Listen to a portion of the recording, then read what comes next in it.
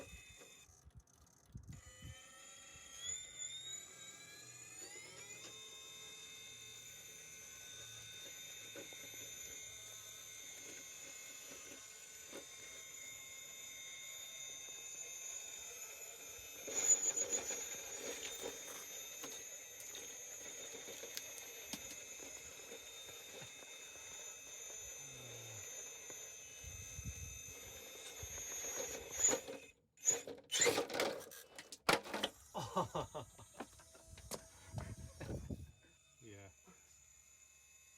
I live life on the edge, man.